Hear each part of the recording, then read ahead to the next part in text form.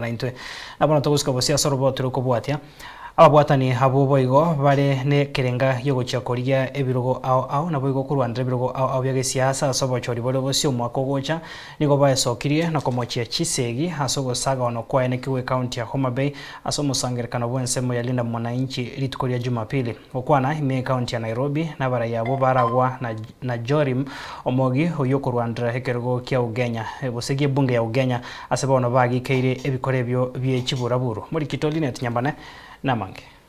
Na laani kitendo ambacho kilifanyika kule Homa Bay, na pia tumesema kwamba pole sana kwa wanahabari na vituo vya habari kwa sababu pia nyinyi mliumia kule Homa Bay.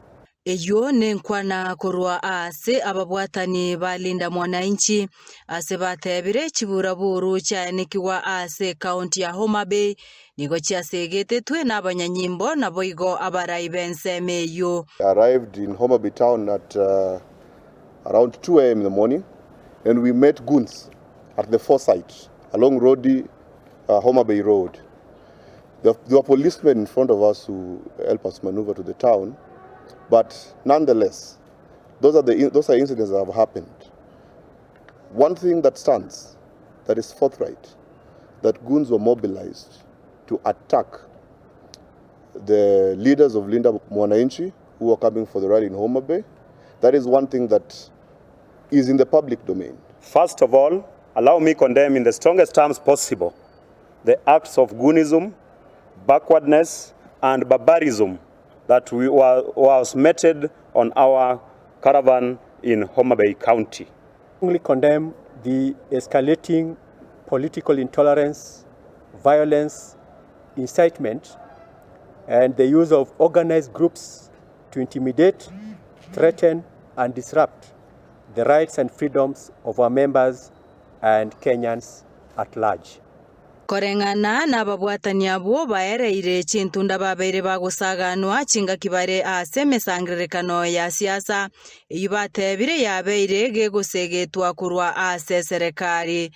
Over the past 2 months, we have documented a series of incidents specifically targeting Linda Mwananchi leaders and supporters. On 3rd July 2026, a Linda Mwananchi convoy was attacked in Keumbu, Kisii County. The attack resulted in the death of Vincent Osiemo, popularly known as Mapinduzi. On 12th July 2026, a Linda Mwananchi rally in Nyahururu was disrupted. Nigo barure okuboria gochia ase ebyombe bigokorobotuki kwenekia abaraibaria basegetete CHIBURABURU echonko imukeregwa baregetambukero enkwane yo nigo yachire amatuka make maiga y'omubunge Homa Bay Town Peter Kaluma gotugutirare na goteba buna Omorembe omukoro Uhuru Kenyatta nere ogosira ebibage ebyo bigokora obosaria. Polisi inasemekana kwamba pia walikuwa kati wa wale ambao walikuwa wanarusha mawe. Ni kitu ambacho si kizuri, na tumesema kwamba wakati wa IPOA inafaa ije na itusaidie ili tujue wale polisi ambao walifanya kazi hii angalau wachukuliwe hatua. To DCI tunaomba ya kwamba kuna wale ambao majina haya yametajwa. Mmoja wao ni Gladys Nyasuna Wanga, Peter Opondo Kaluma, Ogindo, the MCA, majina haya yametajwa.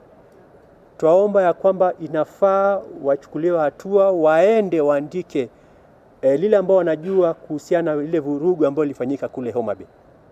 There is a sitting MP who was out saying that ukiwaona pita now. And if in the event that we have such reckless statements and then it gets to a point that venye walionekana walipitwa now, that's now a criminal offense because there was intention and then there was the actual action.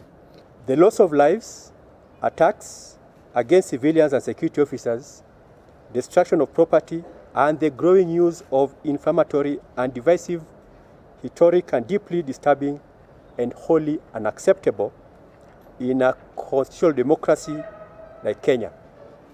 That violence and the 16th August rally was wholly funded by President Uhuru Kenyatta to undertake that violence, Honorable Governor James Orengo, Babu Owino, recruited very dangerous criminals. Koripoteria Soko TV kurwa ase e kaunti ya Nairobi, erietariane Linet.